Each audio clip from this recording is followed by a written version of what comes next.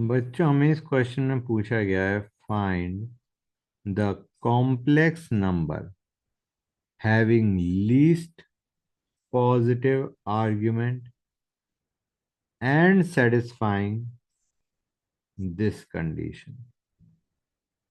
तो गाइस देखो, इस क्वेश्चन को हम कैसे करेंगे। सबसे पहली चीज, हमें कहा गया है complex number is satisfying this condition. ये क्या बता रहा होता है बच्चों? This represents all complex numbers lying on or inside circle having radius 3 and center 0, 5। ठीक है बच्चों, it would be better if we draw the circle।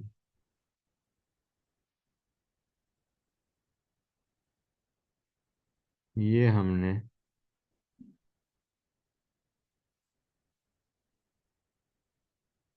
This is our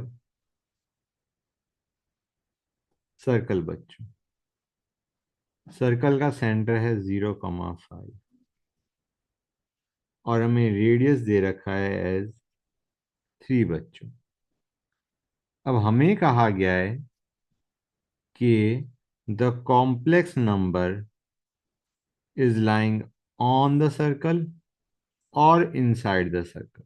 पहली कंडीशन, मतलब जेड इन्हीं में से कोई एक होगा पॉइंट। दूसरी चीज हमें कहा गया है जेड की जो आर्ग्यूमेंट है it should be least positive argument.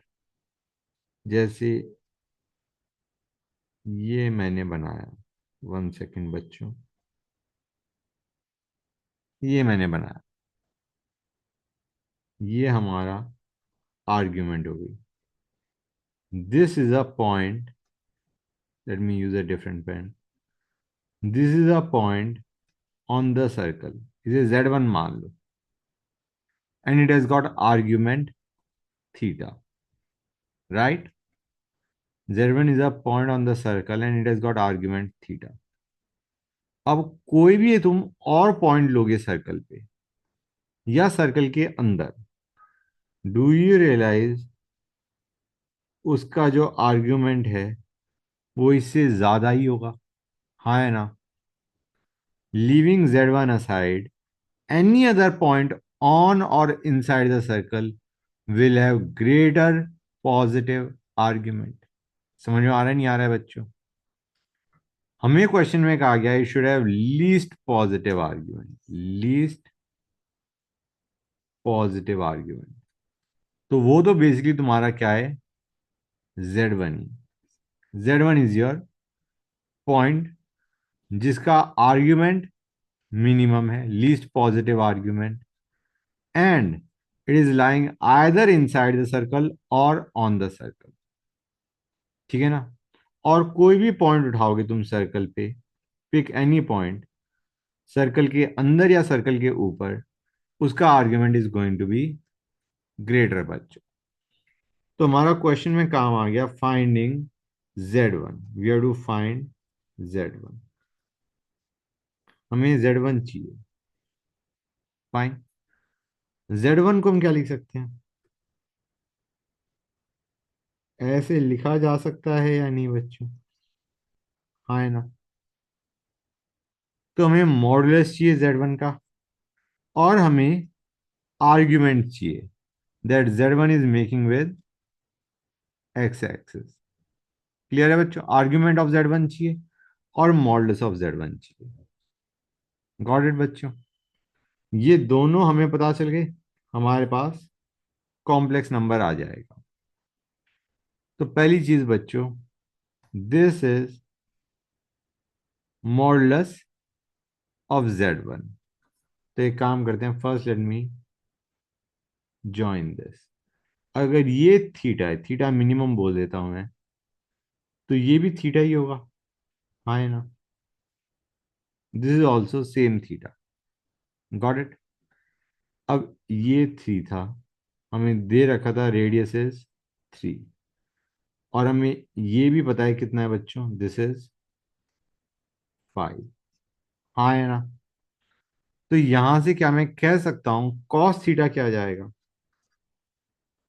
Using this triangle. मैं इस ट्राइंगल की बात कर रहा हूं बच्चों, I am talking about this triangle. यहां से हमें पता है दिस इज 90, दिस इज 90। तुम्हारा कॉस थीटा क्या आ जाएगा बच्चों, it will be 3/5। Cos theta is going to be 3/5। यहां से हमारा आर्ग्यूमेंट आ गया है कॉस इनवर्स 3/5। नेक्स्ट हमें क्या चाहिए बच्चों, एक चीज तो हो गई, फाइन। नेक्स्ट हमें चाहिए ये लेंथ बच्चों। Guys since it is a this triangle is a right angle triangle, हम ये इजीली निकाल सकते हैं as applying Pythagoras theorem. You will have 5 square, hypotenuse square is equal to 3 square plus your ये बच्चों। क्लियर है यहाँ तक। तो हमारा ये कितना आ गया बच्चों, this will come out 4। Clear है यहाँ तक। मैं बता देता हूँ, this square is equal to this square plus this square बच्चों, हाँ है ना। Got it, good. तो now let us easily find z1। z1 will be 4। ये क्या हो गया बच्चों, this is cos theta plus iota sine theta, fine. cos theta हमारा कितना था, cos थीटा वॉज 3/5। अगर cos थीटा 3/5 है तो साइन थीटा क्या आएगा बच्चों, 4/5, हाँ है ना। क्लियर है यहाँ तक। तो z1 हमारा आ गया 12 प्लस 16 आयोटा। मैं एक काम करता हूँ, अलग ही रखता हूँ, 12/5 प्लस 16 आयोटा बाय